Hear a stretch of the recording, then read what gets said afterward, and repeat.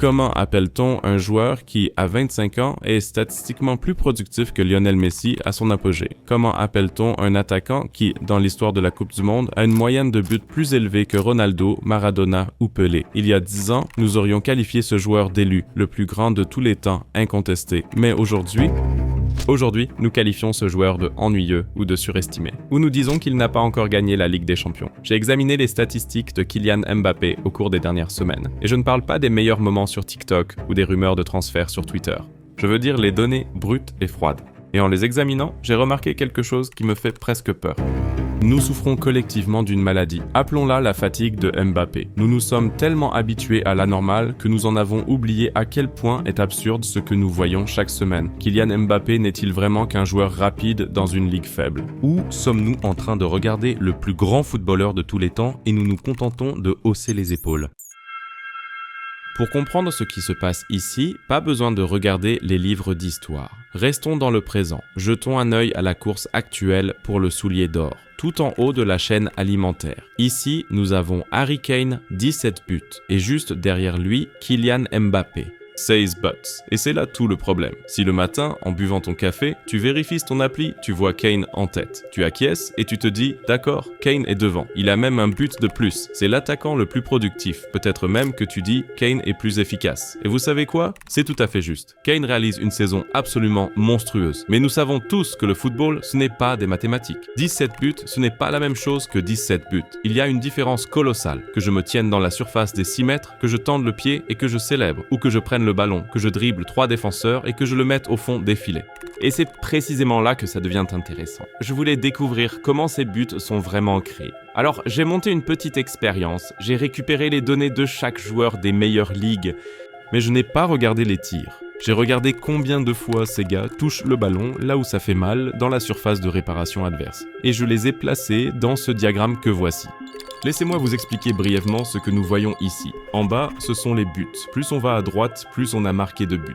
Sur le côté, ce sont les contacts avec le ballon dans la surface de réparation. Plus tu es haut, plus souvent tu as le ballon dans cette zone dangereuse. Au pied, regardons un peu Harry Kane. Il a 17 buts. Il est donc très à droite. Mais regardez sa position sur le terrain. Il a 64 touches de balle dans la surface de réparation. Cela nous dit tout sur son style de jeu. Harry Kane est le one-touch killer ultime. C'est le point final. Il attend la passe parfaite, la contrôle et marque. Il n'a pas besoin de beaucoup de touches de balle. Il est incroyablement efficace. Ensuite, nous avons Erling Haaland. 15 buts, 97 touches de balle. Il est déjà nettement plus impliqué. Il se démène, il travaille sans relâche, il est bien plus présent. Cela prend tout son sens pour un monstre de son calibre. Mais qu'en est-il maintenant? Nous cherchons Kylian Mbappé. Si ses statistiques de buts sont presque identiques à celles de Kane, il devrait logiquement être dans les parages, n'est-ce pas? Non. Mbappé est au sommet, ici, accrochez-vous bien. Alors que Kane n'a eu le ballon que 64 fois à l'intérieur de la surface de réparation, Mbappé, lui, l'a touché 119 fois. C'est quasiment le double. Vous saisissez à quel point c'est complètement absurde? Mbappé n'attend pas qu'on lui serve le ballon. Il vit dans la surface de réparation. Il réclame le ballon, il part en dribble, il attire 2-3 défenseurs sur lui, il crée le chaos et au final, il marque le but lui-même. Harry Kane a besoin d'un système qui fonctionne pour lui. Kylian Mbappé, lui, est le système. Ce graphique ne nous montre pas simplement qu'il est un buteur redoutable. Il nous révèle qu'il domine le jeu d'une manière qui, pour un attaquant ordinaire, devrait être physiquement impossible. Il est à la fois le cerveau de l'équipe et son principal finisseur.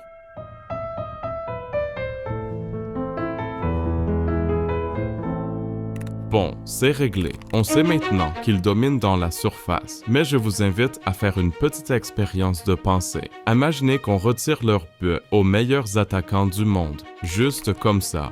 Nous sommes en train de simuler une mauvaise soirée. Un match où le ballon ne veut absolument pas franchir la ligne de but. Poteau, barre transversale, parade de classe mondiale. Mais qu'est-ce qui reste vraiment de ces joueurs après tout ça? Pour 99% de tous les attaquants, la réponse est brutale. Rien. Quand un numéro 9 classique ne marque pas, il est fondamentalement un spectateur avec un biais VIP, directement sur le terrain. Il peut retenir un défenseur, mais en réalité, il ne fait qu'attendre.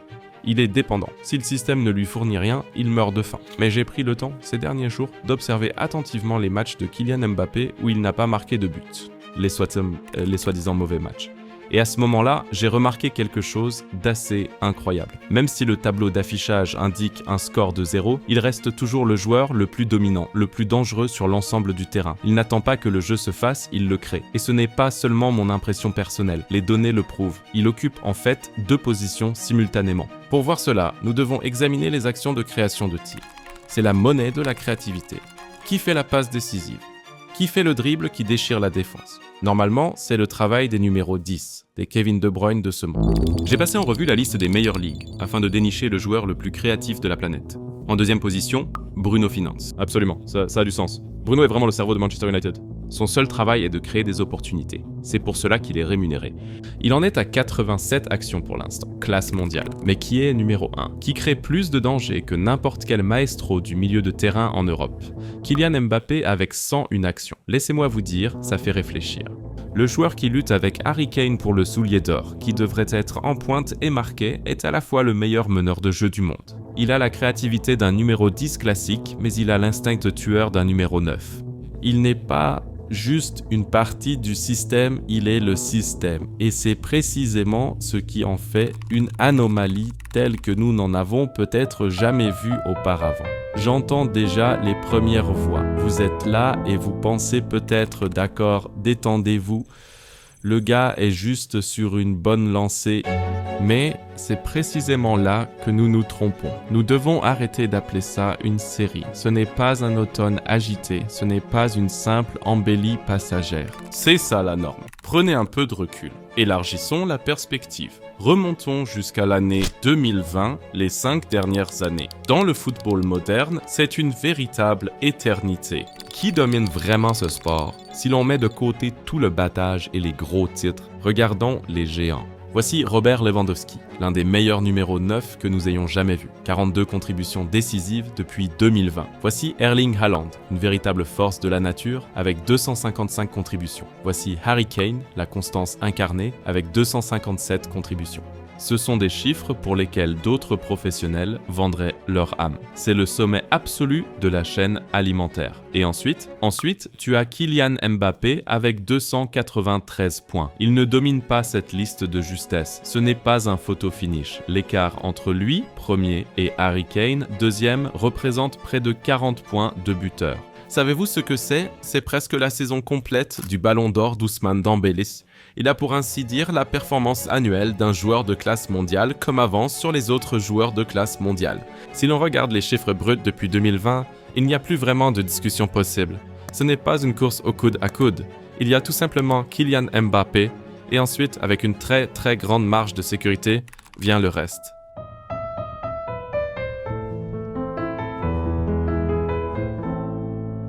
Mais soyons honnêtes, mettons la main sur le cœur, des buts contre Brest ou Grenade, c'est ce qui te permet de payer tes factures.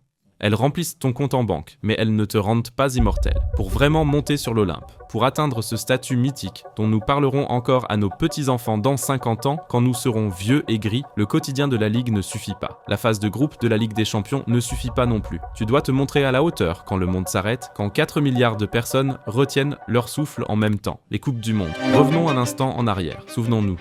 En 2018, en Russie, Kylian Mbappé n'a que 19 ans, seulement 19 ans. À cet âge-là, la plupart des jeunes garçons sont en train de passer leur permis de conduire, ou bien ils passent leur temps à traîner sur Discord.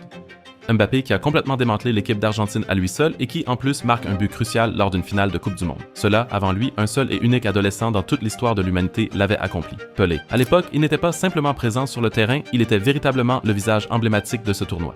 Mais ce n'était que l'introduction. Faisons un bond en avant. Le 18 décembre 2022, le stade de Lusail au Qatar. La France est cliniquement morte.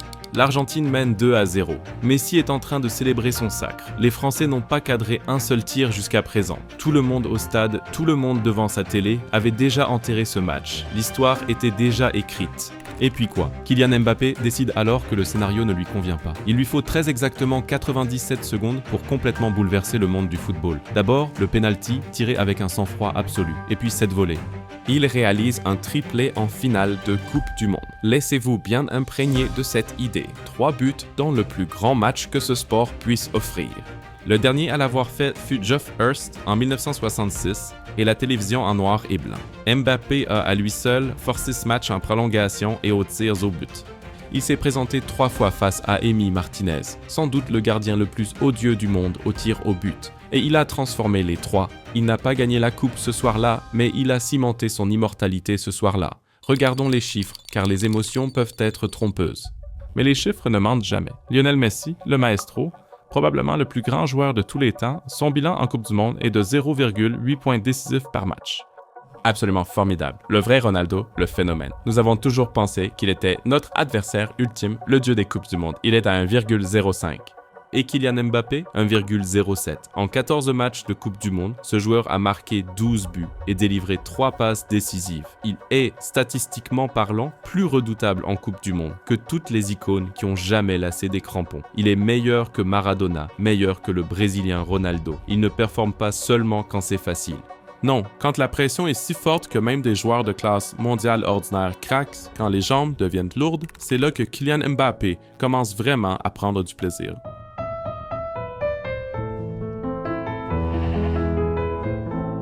Et ici, c'est précisément ici que la boucle est bouclée. Si l'on considère tout cela, cette efficacité absurde dans la surface de réparation, la création de jeu d'un numéro 10, la domination surnaturelle en Coupe du Monde, alors nous devons arrêter de nous mentir à nous-mêmes. Car nous faisons constamment une erreur. Nous regardons le classement, voyons Harry Kane ou Erling Haaland le prendre et nous disons « Ah, c'est ça le niveau ». Mais c'est n'importe quoi.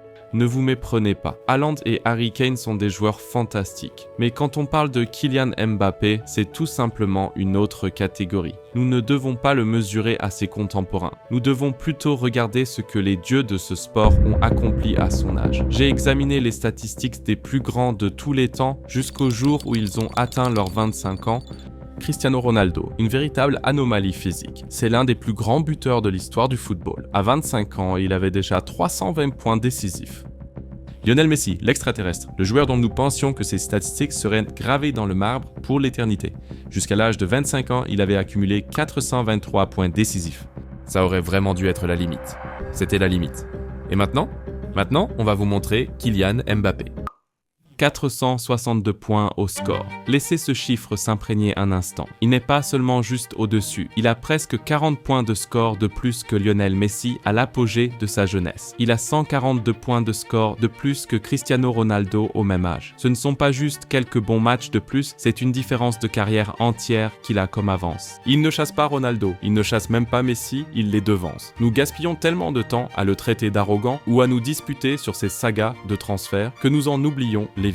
Nous assistons en direct à la montée en puissance d'un joueur qui est en passe de devenir, statistiquement, le footballeur le plus inatteignable de tous les temps. Harry Kane a peut-être autant de buts actuellement. Il réalise une saison de classe mondiale. Mais Kylian Mbappé, il ne joue pas un simple match contre Harry Kane. Il joue une partie contre l'histoire et pour l'instant, il est en train de gagner. Oubliez le bruit. Ne tenez pas compte des tweets. Faites confiance aux informations. Kylian Mbappé n'est pas le prochain n'importe qui, il est le tout premier Mbappé. Et ce qui est le plus effrayant dans tout ça, je crois qu'il est en train de s'échauffer. Qu'en penses-tu? Mbappé deviendra-t-il l'un des meilleurs joueurs de tous les temps? N'hésite pas à me laisser ton avis dans les commentaires. Si la vidéo t'a plu, n'oublie pas de laisser un pouce bleu et si tu ne veux pas manquer de vidéos comme celle-ci, alors tu dois absolument t'abonner à ma chaîne. Ciao et à la prochaine fois.